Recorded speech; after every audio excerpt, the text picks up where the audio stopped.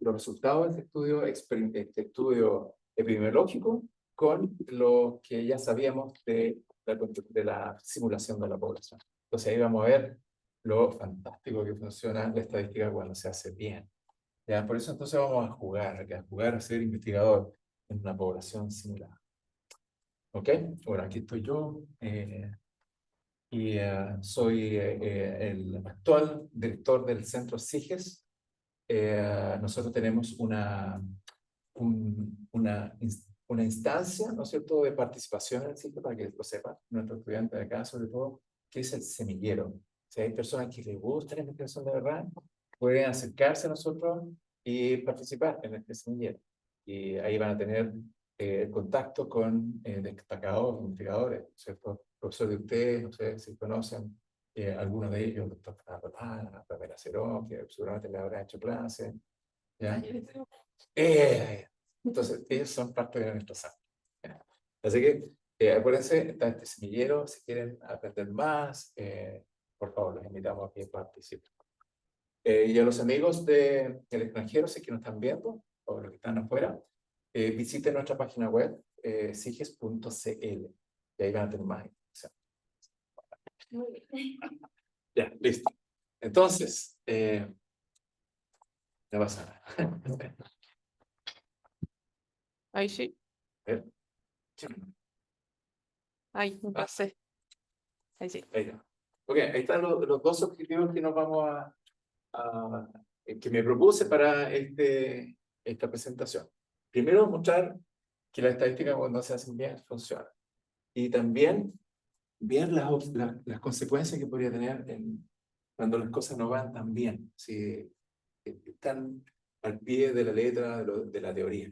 Entonces, nunca vamos a ajustarnos perfectamente al diseño. Entonces tenemos que ser conscientes de qué efectos podría tener. Entonces vamos a ver eso. ¿Bien? Entonces, recordemos algunas cosas del martes. ¿Se acuerdan en la analogía? Esto representaba una población. Entonces tiene barreras geográficas, tiene un tiempo determinado, a lo mejor de observación, que puede ser también en el tiempo, ¿no es cierto? Un seguimiento, y tiene características clínicas, técnicas que caracterizan a esta población. Las poblaciones están conformadas por sujetos, ¿ya? Y estos sujetos son estos cuadraditos. Las características de los sujetos son lo que nosotros en estadística llamamos variables, ¿ya? Que en la analogía de la fotografía podría ser color, forma, brillo, tonalidad, todo lo que vamos. Entonces, si nosotros tenemos la información de esas variables de toda la población, podríamos saber qué está pasando en la población. ¿De acuerdo? Ya, entonces aquí está nuestra población. No sabemos qué pasa, porque al inicio del estudio así se nos presenta la población, un misterio. Y entonces aquí está la forma de definir las poblaciones cuando son estudios observacionales, como por ejemplo estudios de corte transversal, los estudios de cohorte, ¿cierto? Y los estudios de casos y controles. Y si estamos en estudio experimental, bueno, las poblaciones se definen de esta otra forma. ¿A quiénes van a beneficiar el experimento, el ensayo clínico que estoy haciendo? Entonces, esos criterios de inclusión, exclusión, clasifican a los sujetos, ¿no es cierto?, como si pueden pertenecer al estudio, y una vez que pertenece al estudio, a medida que van llegando, yo los voy aleatorizando al placebo o al tratamiento con el principio activo. ¿Ya? Entonces ahí voy a tener, por azar, dos grupos que yo puedo comparar, ¿no es cierto? Entonces la única diferencia, en promedio, entre estos dos grupos, va a ser que uno va a tener placebo y el otro va a tener. Esa es la forma, ¿verdad? Entonces acá tenemos, bueno, eso no. Entonces, en la analogía teníamos una población, ¿no es cierto?, donde si nos concentramos en una característica que es ser marrón oscuro, bueno, a simple vista, el 50% es marrón oscuro, o sea, la prevalencia de marrón oscuro sería un 50%. ¿Ok? Entonces podemos tomar una muestra por conveniencia, y acá vimos que esa muestra por conveniencia no nos sirve, porque está sobreestimando, ¿ya? En cambio, si tomamos una muestra, a ver si funciona el video. No, no funciona. Una muestra al azar, que empiezan como la vez pasada, el martes pasado. A ver, no, ups, ayúdame. Hay un video ahí, no sé si se corre. anda para atrás. Ahí está. Entonces, empiezan de todas las posibles muestras, pum, nos quedamos con una. Y esta una, fíjense, si calculo la proporción de marrón en todo en el total de los tamaños de muestra, fue un 48%, fantásticamente cercano acá. ¿Ya? Podemos tener por azar muestras como esta, pero la probabilidad de obtener eso va a ser chiquitita. Entonces, uno va a manejar el concepto de probabilidades. ¿Ya? Listo. Entonces, vamos con ese recordatorio, vamos a generar una población ya un poquito más realista que la foto. Algo más cercano a lo mejor a nuestras realidades, aunque esto ya todavía en el hospital regional, esto se llaman ficheros. No sé si lo han visto en estadística. Esta es la ficha clínica. Bueno, estas son fichas clínicas, por ejemplo, ¿no es cierto? Que son fichas clínicas de una población que se llama las datas, porque son súper ordenadas de gente, ¿no es cierto? El historial de salud de todas las personas están aquí, desde que nacieron hasta que se mueren. Entonces sabemos qué pasó en cada una del historial. Cada vez que visitaba al médico, ¿no es cierto? El médico registraba en su ficha clínica, ¿no es cierto? Por qué cosa estaba consultando, cómo estaba. ¿Ya? Y como son bien organizados, estas están organizadas. Por ejemplo, aquí pueden poner al principio del CARDEX, ¿no?, los sujetos que pueden tener alguna exposición.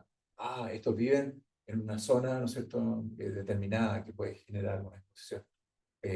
O algún daño en salud. O bien, estos son los fumadores y estos son los no fumadores. Así.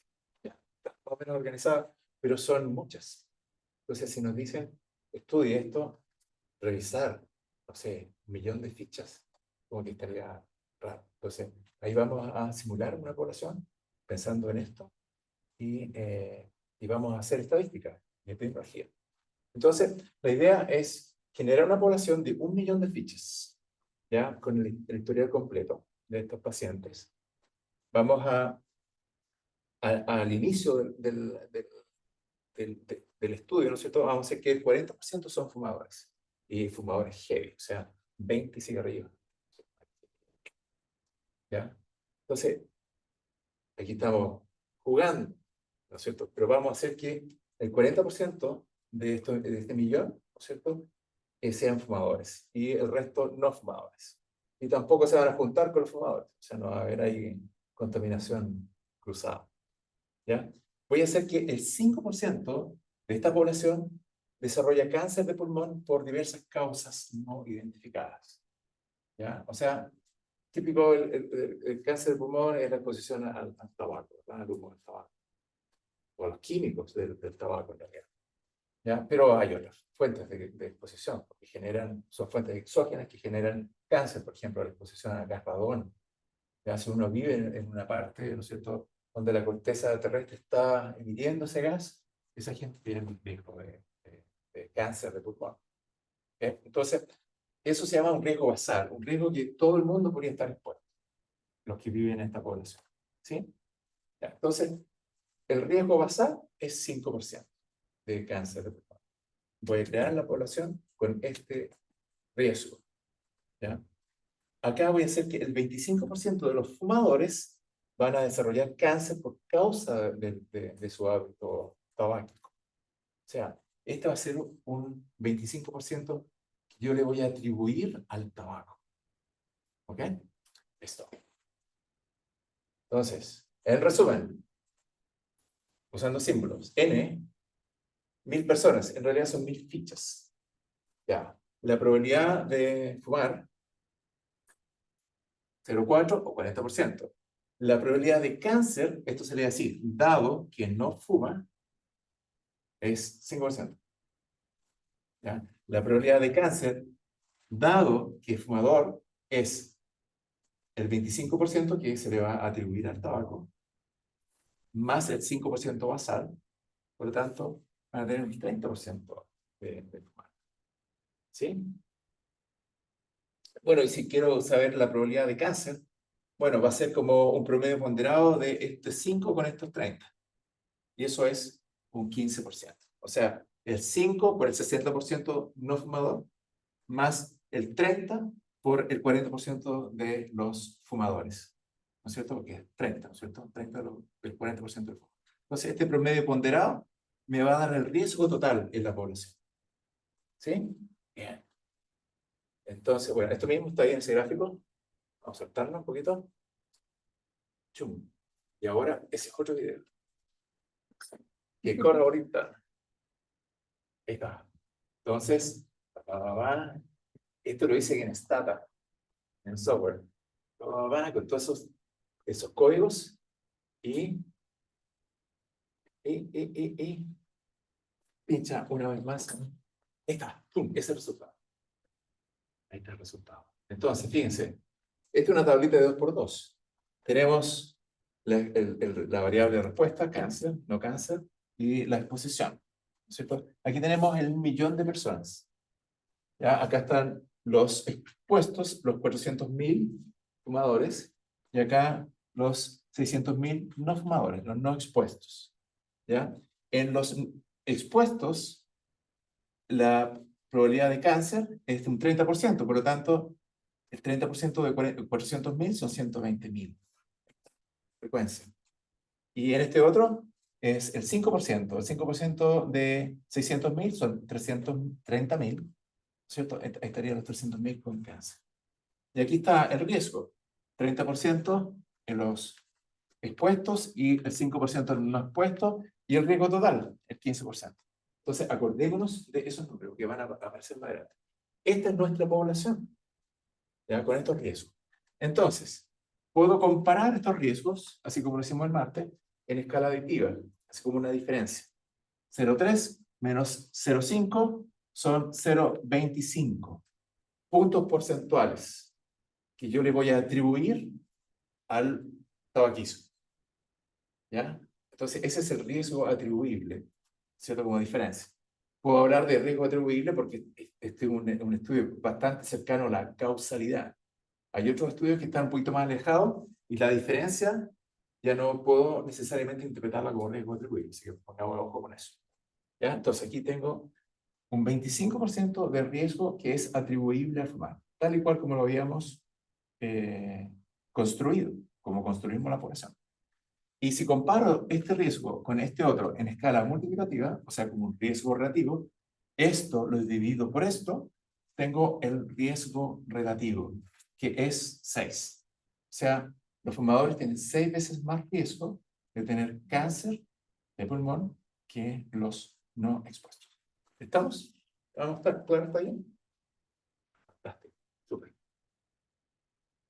Y después, bueno, tenemos nuestra población, ahora vamos a jugar a ser investigador.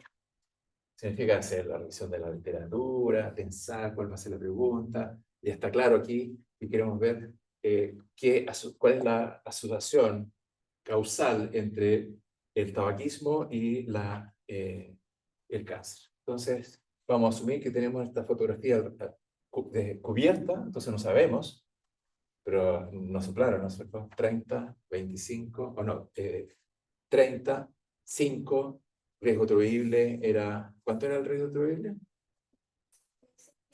25 puntos porcentuales, y el riesgo relativo, 6 veces. Ya, muy bien.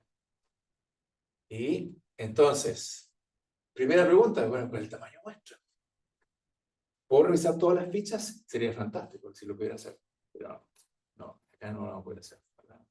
Entonces, esto del tamaño muestra y el muestreo lo que nos va a ayudar es todo lo que es la gestión de recursos para mi estudio. ¿Cuánta plata voy a necesitar? ¿Cuánto tiempo? ¿A qué personas voy a tener que contratar? Y toda la cosa. ¿Ya? Y obviamente yo quiero no solamente describir lo que voy a observar en mi muestra, sino quiero proyectarlo a la población que originó la muestra. Eso significa hacer inferencias estadísticas sobre los parámetros. ¿Se acuerdan del concepto parámetro del martes? El parámetro es un valor que caracteriza a toda la población. Por ejemplo, una proporción, que en este caso la leemos como riesgo. El riesgo de cáncer de la población. Bien, el riesgo de cáncer en los fumadores, en los expuestos. El riesgo de cáncer en los no fumadores. pero en toda la población. Esos serían mis parámetros. Esos parámetros van a decir cosas de toda la población. Entonces, yo tengo que apuntar mis dardos a estimar o decir cosas respecto a estos parámetros. ¿Ya? Entonces, como las poblaciones están fuera de mi alcance por tiempo, recursos y por practicidad, bueno, vamos a tomar una muestra aleatoria de tamaño suficiente. Entonces, ¿cuánto es el tamaño? Bueno, va a depender. ¿Qué quiero hacer con mi muestra? Quiero probar hipótesis. ¿Ya? O bien puedo estimar por intervalo de confianza los parámetros. Las hipótesis que van a decir, por ejemplo, que la diferencia de riesgo, que acá le estamos llamando riesgo atribuible, es igual a cero. Eso se llama una hipótesis de nulidad. Si soy capaz de rechazar esta hipótesis de nulidad, voy a concluir de que la diferencia de riesgo, el riesgo atribuible al fumar, es mayor que cero. O sea, tiene un riesgo adicional. Y esa información yo se la puedo decir a mis pacientes, decir, no, pues, si usted fuma, usted tiene 20 puntos más riesgo de tener, 25 puntos más riesgo de tener cáncer de pulmón respecto a las personas que no fuman.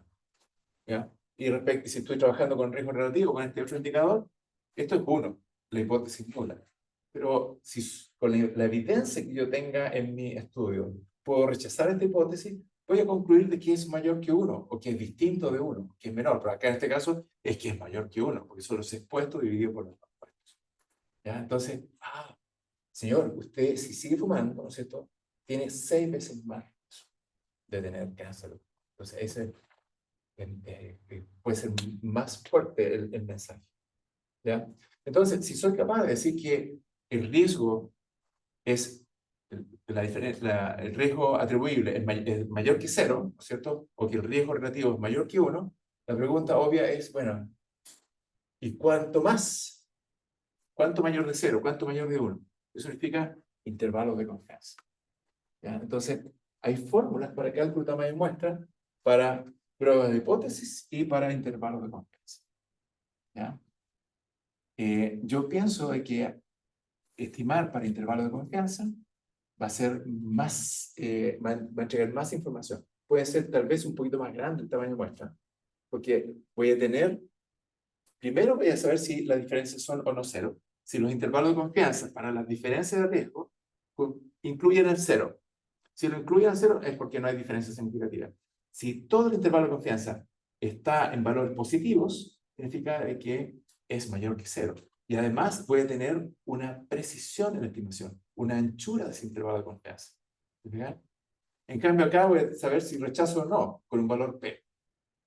¿Ya? Acá voy a tener la magnitud de las diferencias. ¿Ok? Ya. Entonces, vamos con las fórmulas que se utilizan para intervalo de confianza. ¿Qué nos piden? Bueno, aquí está nuestro ficheros. Me voy a la literatura, ¿no es cierto? Y bueno, en esta población normalmente el 40% fuma, ¿no es cierto? Es una información que uno puede tener así y bastante precisa. ¿Cuánto es la proporción? Entonces lo puedo encontrar en la literatura. Y puedo buscar en la literatura en otras poblaciones, por ejemplo, cuál ha sido el riesgo de desarrollar cáncer. Entonces, supongamos que en la literatura médica dice eso, 40% son fumadores, 60%, o sea, bastante cercano a lo que nosotros predijimos. Ya, pero ahí está. ¿Ya? Y el riesgo, encontramos un par de artículos que decían en torno al 33% en los fumadores. Y en los no fumadores, en torno al 6%. Listo, vamos a tomar esos valores, ¿no es cierto? Y vamos a usar nuestra calculadora. Voy a hacer usando Stata, Epidat 4.2. Aquí voy a usar una Alamante. Bueno. Entonces, bueno, voy a concentrarme en la diferencia de riesgo o riesgo atribuible. Entonces, intervalo de confianza. ¿Con qué nivel de confianza? 95% de lo usual en el área de salud, ¿no es cierto? Ya. ¿Con qué precisión quiere mi intervalo de confianza? Bueno, 4 puntos porcentuales en torno a la verdadera magnitud de las diferencias del riesgo. ¿Ya? ¿Y con qué probabilidad de alcanzar este valor de 4 puntos porcentuales? 90%. O sea, yo quiero con una probabilidad del 90% que mis intervalos de confianza estén en torno o más bajo, incluso más precisos que este 4%. 4 puntos porcentuales, quiero decir. Entonces, pongo estos datitos en mi fórmula y me va a decir, usted necesita 644 fumadores y 965 no fumadores. Digo, ya, listo. Y con este tamaño muestra, ¿qué precisión podría tener para mi intervalo de confianza para riesgo relativo? Lo puedo calcular usando la misma formulita. Va a ser un 27,3%. Entonces, acordémonos de esto. 4 puntos porcentuales y 27,3. ¿Ya? Este es para el riesgo atribuible y este otro es para riesgo relativo. Acordémonos. Súper. Entonces, corre la bolita. Chin, chin, chin. Y voy a tomar una muestra de ese tamaño que descubrimos ahí. Aquí debería ser. ¿O ahí?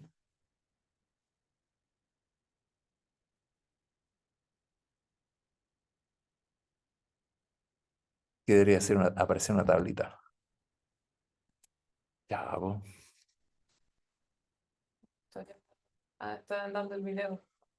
No, pero ahora debería aparecer. Mm. Ahora. Ahí está. Bien, ahí están mis 644 fumadores. Y esa muestra fue al azar de mi población de 1.000.000. ¿Ya?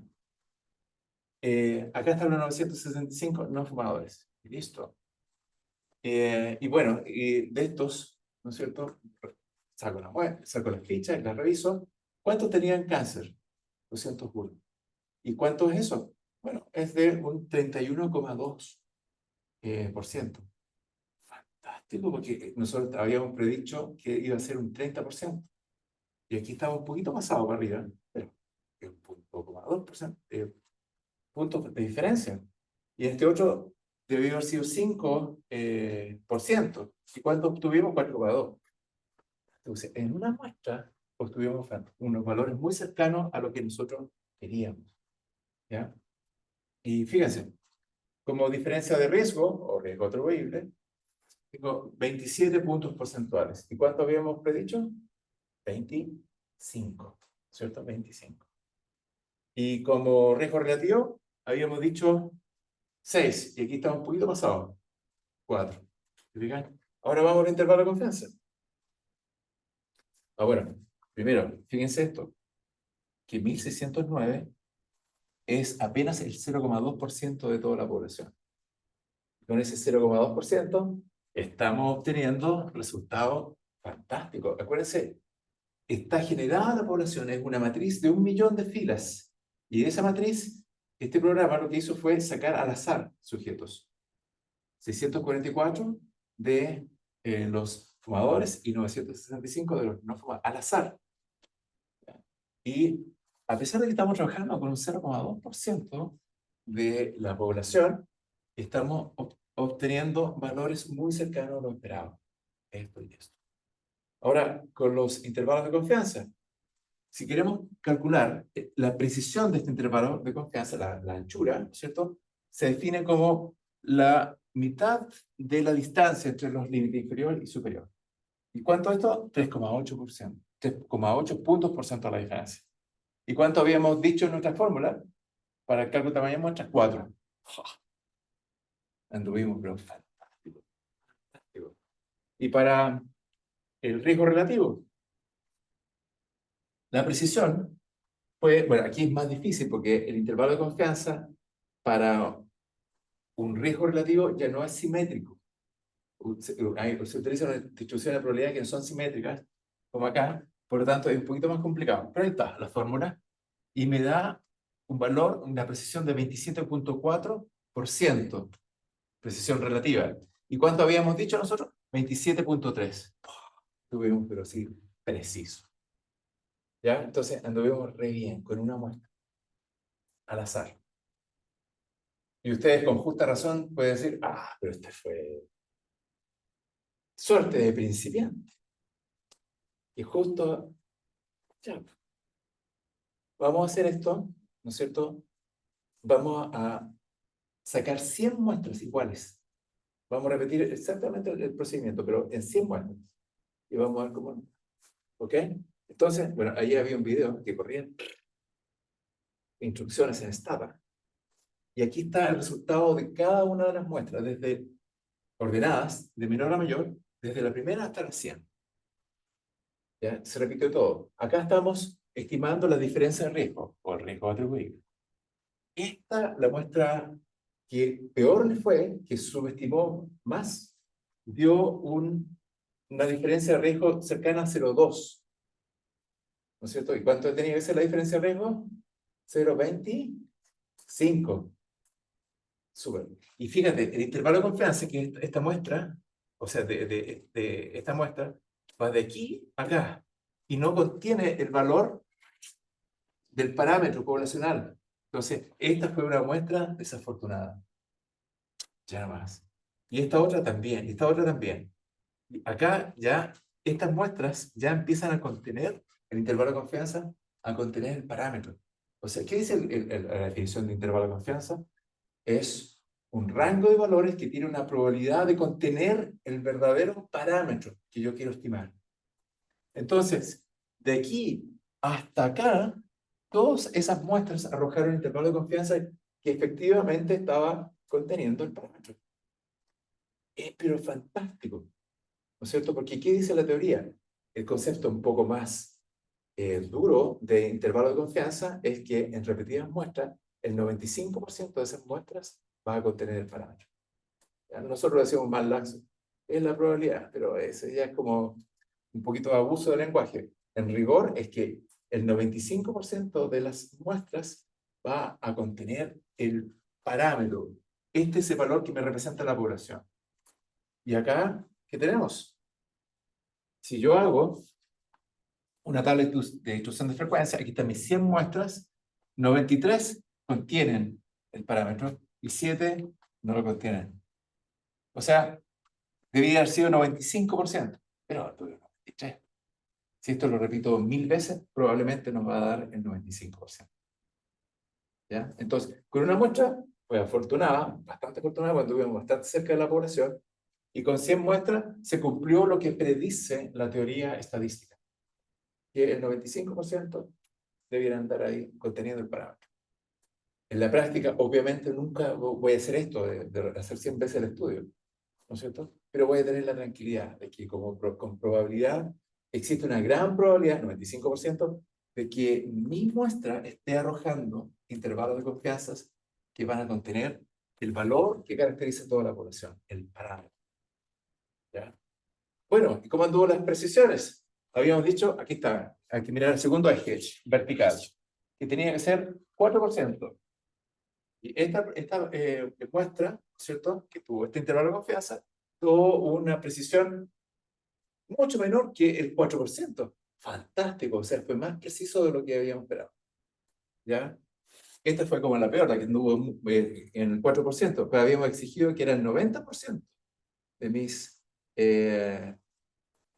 mis precisiones debían estar bajo el 4%. Y justo, mira, maravilloso. O sea, todos cumplen nuestros requisitos en el cálculo de tamaño. ¿Lo ven? Ya más. Acá está para el riesgo relativo. ¿Ya? Entonces, estos son los resultados que obtuvimos. Fíjense, las muestras están ordenadas con de riesgos relativos que están subestimando hasta sobreestimando. El valor del parámetro eran 6. Aquí están los 6. Y fíjense, todos los intervalos de confianza están conteniéndolo, excepto acá al final. Y si yo hago la tablita de distribución de frecuencia, tal cual como lo predice la teoría estadística, se espera que el 95% de las muestras van a contener el parámetro. Se cumplió súper bien. ¿Y cómo anduvo en la precisión? Esto es lo que habíamos exigido en mi fórmula de cálculo de tamaño muestra. Y que el 90% de las precisiones estén a ese nivel o más bajas. O sea, más preciso. ¿Y qué obtuvimos? Perfecto. Casi todas tuvieron fueron más precisas que el máximo que habíamos presupuestado. Súper. Se está cumpliendo lo que dice la estadística. ¿Por qué? Porque hice el cálculo de tamaño muestra con buenos datos, hice una buena revisión de la literatura que me aportó información cercana a lo que yo podría esperar en mi población. ¿Ya? Ahora, ¿qué pasa? Bueno, esa es la conclusión. ¿Ya? Yo les contaba el martes sobre el estudio de fiebre Q, ¿cierto? Y también, porque nosotros hicimos un estudio piloto primero y tuvimos como, a ver, como un 10% de personas que habían estado expuestas a esta bacteria. Y cuando hicimos el estudio mayor, tuvimos 10%, y eso le comunicamos al ministerio. Esa es la carga de enfermedad que hay. El 10% de nuestros trabajadores agrícolas que trabajan con vacunos están expuestos a esta enfermedad zoonótica, ¿cierto? Que puede ser muy grave. Entonces, tenemos aquí esa información como para poder justificar un desembolso para poder enseñarles a trabajar, a usar mascarillas, ¿cómo se llama? Protectores faciales, usar guantes y todas esas cosas para que no se infecten. ¿Ya? Que sea infectuoso, significa raro. ¿Ya? ¿Listo? Ahora, ¿qué pasa si es que no cumplimos los supuestos estadísticos? ¿Ya? Que es muy frecuente ocurre. Bien, vamos al PubMed, ¿no es cierto? Y buscamos y pucha, los datos estuvieron demasiado lejos de lo que, en vez de un 40% de fumadores dijo, no sé, 10%. O bien que la probabilidad de cáncer era mucho más baja, un 2%. Entonces, ¿cuál va a ser el efecto de esto? Va a ser que, o bien, que crezca el tamaño muestra, este estudio va a ser increíble, ¿cierto? Pero bueno, eso es lo que obtuvimos. ¿Qué pasa si es que tenemos un tamaño muestra muy grande? Que nuestros intervalos de confianza van a ser más precisos, o sea, vamos a ganar. Si logramos conseguir el dinero para financiar ese estudio, que con un N inflado, artificialmente, porque nos conseguimos datos buenos, bueno, vamos a tener intervalos de confianza más precisos. O sea, va a ser bueno. Pero habría que hacer el esfuerzo para poder conseguir esos fondos. Ahora, también podemos decir, estar contento porque el tamaño de muestra fue más chiquitito, pero a lo mejor no era el tamaño adecuado. Entonces, ¿qué va a pasar esto? Lo vamos a ver ahora. ¿Ya? Entonces, no alcanza el tamaño de muestra calculado. También es típico esto. Ya dijimos 1600, pero a los 1000 ya se nos acabó el interno. No me meto más en estas fichas. Renuncio. Y hasta ahí llegó la cuestión. ¿Sí? Lo van a vivir, lo van a vivir. Entonces, ¿qué pasa si estoy trabajando con una muestra que no alcanzó a lo que nosotros habíamos esperado? Vamos a ver eso. Aquí está. Muestreo repetido utilizando la mitad del tamaño de muestra. Para la diferencia de riesgo. Veamos. El 94% de los intervalos de confianza contienen el parámetro. Fantástico, súper bien. ¿Y cuál es el problema? Estamos súper bien, miren. Y todas las muestras están con diferencia de riesgo en torno al 25%. Pero habíamos dicho que nuestro intervalo de confianza eran 4 puntos porcentuales. ¿Y cuántas fueron las precisiones? Por ahí de arriba. Entonces, nuestros intervalos de confianza fueron más anchos. Entonces, eso va a generar dificultades en la toma de decisiones clínicas. No, porque con ese intervalo de confianza es que hay mucha variabilidad, la podemos estar en cualquier lado del intervalo de confianza. Entonces, ese va a ser un problema. Acá lo mismo en el riesgo relativo. Estamos las estimaciones puntuales muy cercanas al parámetro, ¿no es cierto? Pero las precisiones estarían alejadas de lo que clínicamente nosotros definimos como que eran adecuadas. Entonces, pasa a nosotros nos ha pasado muchas veces y hemos tenido que justificar esto, pero le decimos, si es que fue una asesoría del ministerio, no alcanzamos todavía muestra, por estas razones, ¿ya? Y entonces, ¿y qué puede afectar? Es que probablemente los intervalos de confianza que vamos a obtener van a ser menos precisos. Y a ver, veamos cuáles son los intervalos de confianza. Ah, pero mira, igual, como medida de salud pública, con estos intervalos de confianza nos podemos defender. Bueno, y pasa. Sí, y no ha pasado. Eso, ¿ya? Entonces, bueno, pérdida de la precisión, aumento del presupuesto cuando no sale, ¿cómo se llama? Tamaño de muestras muy grande. Eso es. La misma bibliografía de la vez pasada. Eso. Ahí está. Ah, les dejo los códigos de Stata. Yo sé que están trabajando en Stata algunos. Entonces, si quieren reproducir estas cosas, aquí están. Así que esto lo hice para cuando estuve postulando a, ¿cómo se llama? A un cargo en la Universidad de McMaster. Así que quedo ahí pendiente. Eso. Entonces aquí está para la simulación de la población, que es chiquitito el código, y acá está para las repetidas muestras. Ahí está. Y ahí están, continuamos. Así que están todos. Ya, eso. Me gustaría que si tuvieran alguna consulta. Y hay consultas. Eso. Ya no va. No, no han dicho nada. Bueno, yo tenía pensado mostrarle unas fotos, porque me gustan las de mismo. Soy andinista. Mostrarle unas fotos, pero como cambiamos de computador, ya, para motivarlo, que vayan a la montaña, que caminen. ¿Cierto? Como decía el poeta Gonzalo Rojas, airera el sepulcro. Muchas. Entonces, el hecho de caminar con los balconcitos, respirando aire puro, ayuda mucho. Los invito a que conozcan. El fin de semana pasado fuimos a unas cascadas de hielo, así que se está congelando. Estaban congeladas, ¿no es cierto? Pero ya todavía están corriendo un poquito de agüita.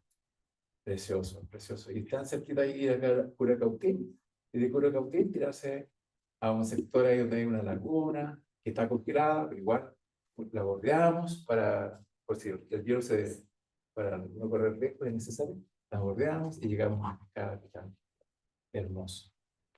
Es un lugar súper bonito. Vayan a Soyipuy. ¿Habían hablado de Soyipuy ustedes? Sí, que es que me quedo. Uno de los lugares más lindos de acá en la región. ¿No? Soyipuy es un volcán, que es un cráter, ¿no es cierto? Que tiene 6 kilómetros de diámetro. Y adentro tiene un glaciar. Y en verano es hielo cristal. Así. Uno ve corrientes de agua que van por entre medio del hielo. Hay como pirámides de hielo así en islas. ¿Ya? Hay un trekking de un río termal. Uno se mete en el agua tibiecita y a medida que va subiendo, se va poniendo cada vez más caliente. Y después no puede ni siquiera tocar las paredes de la roca porque está muy caliente. Así que todo aquí es Melipeuco, cerquita. Eso. Me salí, pero ¿Eso estaba. demuestra que llega la pregunta? Sí, se me quedó pegado aquí. Ya no. Con respecto a la fórmula para hacer el muestreo, ¿cómo puedo saber qué fórmula es? Porque sé que hay distintas fórmulas dependiendo del tipo de muestra que uno quiera hacer. Bien. Acá es cálculo de tamaño muestra. Ese es el concepto. Y muestreo es cómo voy a obtener la muestra de la población. ¿Ya? Por ejemplo, muestreo aleatorio simple. Si que yo tuviese todas las fichas y el número de fichas las tuviese en un computador, yo le puedo decir, seleccióneme, por ejemplo, en Excel, 100 al azar. Y con números al azar, lo selecciono. Eso se llama muestreo. El cálculo de tamaño muestra depende del diseño del estudio, ¿cierto? Si es un estudio de cohorte, ¿no es cierto? El software le va a preguntar, bueno,